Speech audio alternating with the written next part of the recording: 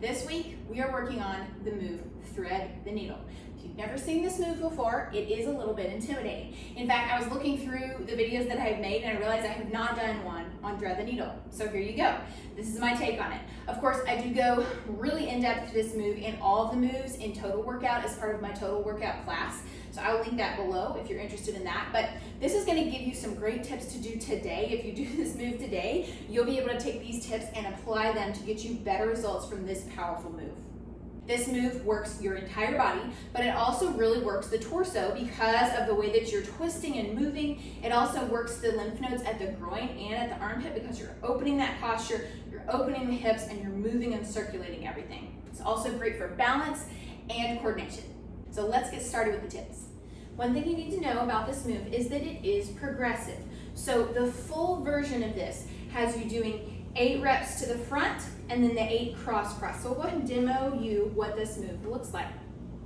You're going over, down, and up. You're not touching in the middle. 2 and up. And you do that for 8 without touching. And then you come over to do the cross, which goes up and down and up. And you can even move both arms for extra balance. So it's a balance move, it's coordination based, it's got a lot going on. But the first thing you need to know is that you can break it up and make it more doable. So for example, instead of doing 8 without touching, you can do 4 without touching, or you can do 4 touching and 4 not touching to kind of balance yourself and get yourself into that activation, because I know it is challenging to do all 8 without touching in the middle. The other thing that you can do is you can practice doing parts of the move, which is what we're going to do in this tutorial. I'm going to kind of give you the move broken down so you don't have to be overwhelmed by all the moving parts. So let's go ahead and do the first part, which is what we call the U-swing. In the U-swing, you are taking your knee and it's like you're drawing a letter U. So you're drawing that. This is excellent for the hip joint and also the lymph at the groin. You have a lot of lymph nodes at the groin, and when you're twisting and flexing that hip joint at an angle, and then of course when you tap at the end, you're triggering the release of lymphatic fluid that collects there.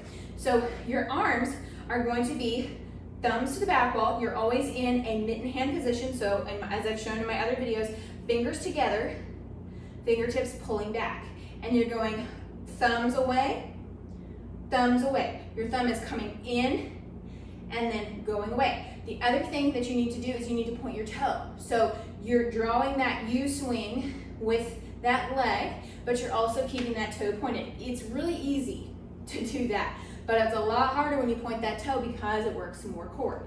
The leg that you are standing on is slightly bent and out towards the little toe the whole time.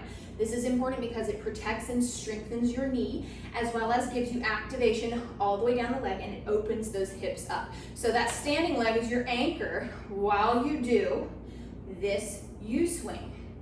Over and up. So that's the basic movement of that. Now, of course, if you need to touch in the middle, you can when you're first learning this because it is a lot of moving parts. One other thing I want to touch on is the activation in your core. So if you're doing this move and you're not keeping yourself, stacked, ribs over the hips, if you're, arching out like this, you're not going to feel it as much and you're going to lose your balance. You're going to only work your hip flexors and your back. So it's really important to keep that nice stack like we talked about in previous videos. You're not here, you're not here, you're tall and stacked, ribs over the hips so that you can effectively execute this move.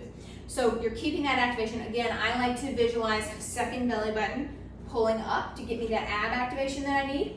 And then you're just going side to side. Let's actually do a couple of reps together and we'll touch in the middle. Lunge into that leg, keep it out towards the toe, shoulders tall, thumbs back, second belly button up. Ready? Here we go. So you're drawing like a letter U, and remember, shoulders stay square as the hip goes to the side. Twist that torso, down and up, and then touch. Now we'll do it again. So you're coming over, down, up, and touch. Remember, you're not arching out the back right here when you're lifting. You're keeping keep it all straight. Now let's do 3. So it's over, down, tuck, up, touch. Now we'll do it again. Over, remember, shoulders, hips square. You can almost push your leg there if you really want to feel what you're supposed to feel. Push that leg there. Down and up, touch. Then we'll do the same thing on the other side. Thumbs to the back wall.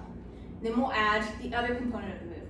So it's over, remember shoulder, hip, stretch, down and up, touch. Now we'll go for 2. Over, down and up, touch. Now we'll go for 3. Over, down and up, touch. Now we'll do 4. Over, down and up, touch. Okay, the next sequence of the move, so you would do, 4 or 8 per side. If you're doing the full workout, you do 8 on each side, then you immediately switch to the cross.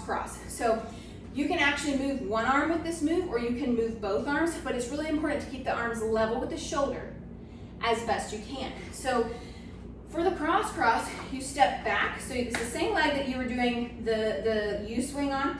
You step back with that other leg, bring the arms straight up, and you're gonna be coming in. Now, bringing it over, and again, shoulders, hips, square. It's twist of the torso. Coming back out, and then back down. Now, here's the way that we cheat on this move. We kind of go out like this. That's not hard. It is hard if you bring it in like the number 4, and you go in and you're like, ooh, yeah, now you're feeling that. So I want you to think more of it's a number 4 than out straight like that. That will get you even more activation. So it's up, over, and touch. Up, over, and touch. And remember, if you can barely do just 2 reps, you're still building strength and you will get there. Over, and last time, up, over, and touch. The other variation that sometimes is shown in workouts is up, cross, and down. Up, cross, and down. So you can try that out if you want to use that as well. So let's try that on the other side. Remember to keep that leg in that number 4 shape for extra activation. Arms come out, tall with the torso. Here we go. So it's up, twist, and down. 2, and over, and down. Keep those arms level as you can. It's hard. Up, over, and down. 4, and down. So moving and wobbling and catching your balance, that is totally okay. It's part of that process. Like I said, you would do it 8 times on each leg. So you do 8 times of a U swing, 8 times of the cross, go to the other side, and that's one full set of thread the needle. Thanks so much for joining me for this week's tip. I hope that this was helpful for you in unlocking this move. I'd love to hear if you have any feedback on this. You can comment below. As always, I will be back next week with a brand new tip. Thanks so much for watching, and I'll see you guys next time.